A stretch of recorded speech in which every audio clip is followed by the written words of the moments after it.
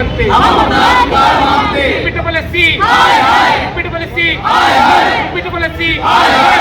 कुमार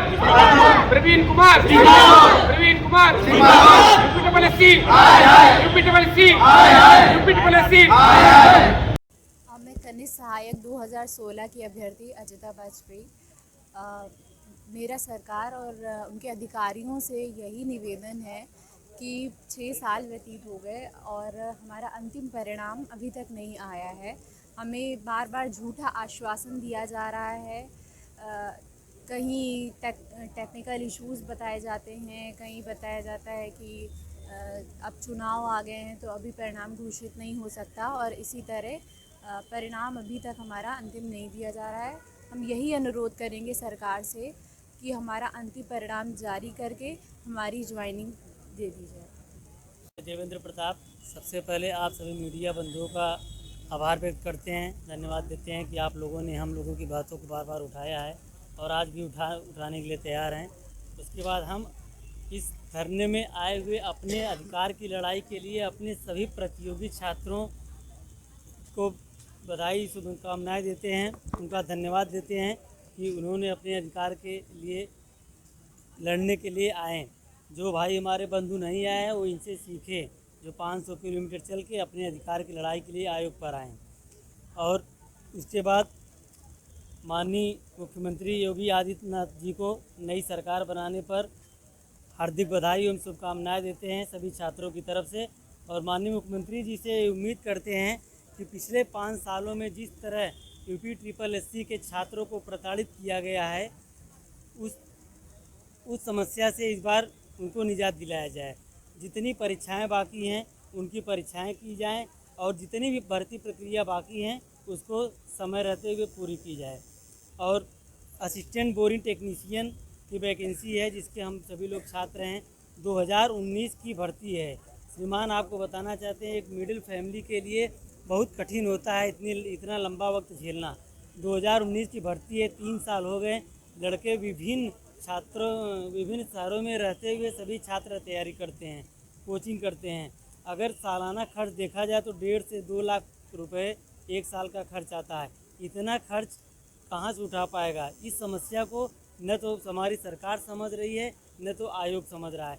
हम लोग इसके पहले भी कई बार आ चुके हैं, बार बार हम लोगों को आश्वासन मिला है। इसके पहले हम लोगों को चुनाव का आचार संहिता का बहाना दिया गया और इसके बाद भी हम लोग आए हैं, अध्यक्ष मिलते हैं, बस बहानेबाजी करते हैं।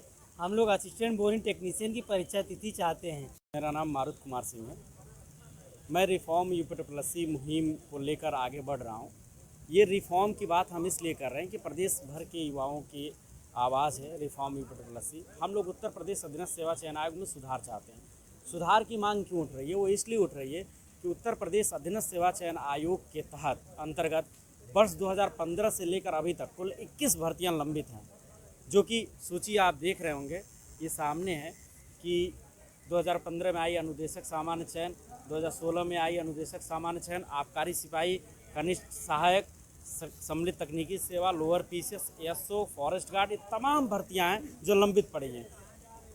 लोअर पीसीएस का अभी रिजल्ट आया लेकिन उसके बाद डीबी होनी है, तमाम चीज़ें हैं। 21 भर्ती प्रक्रियाएं लंबित हैं। हम लोग इन सभी भर्ती प्रक्रियाओं को जल्द पूरा किया जाए, इसके लिए हम लोग मांग उठा रहे हैं। और हम लोग की एक कोशिश है कि इसलिए हम सब इकट्ठे हुए हैं कि इसको लेकर लगातार हम मांग उठा रहे हैं कि इन भर्ती प्रक्रियाओं को पूरा किया जाए, प्रतीक्षा सूची जारी किया जाए, 1 वर्ष के भीतर भर्ती प्रक्रियाएं पूरी हों।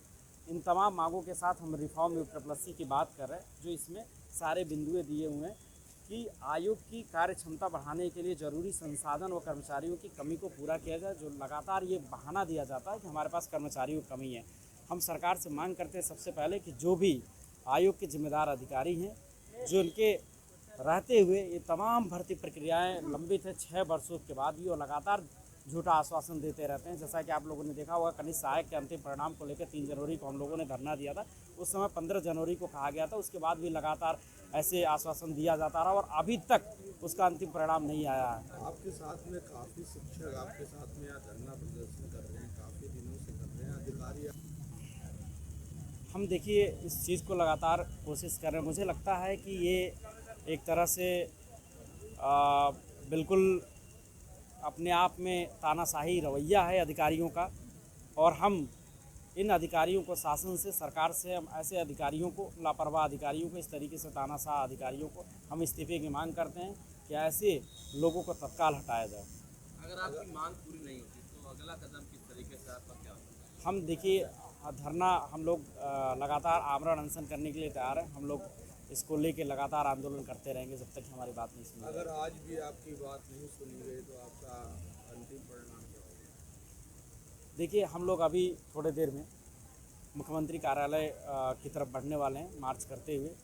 और हम अपनी इस चीज़ को लेके कोशिश करेंगे कि वहाँ पे किसी जिम्मेदार व्यक्ति को ये अपनी बातें, जो रिफॉर्म यूपीपीएससी की बात की जा रही है, इसकी बात रखी जाए।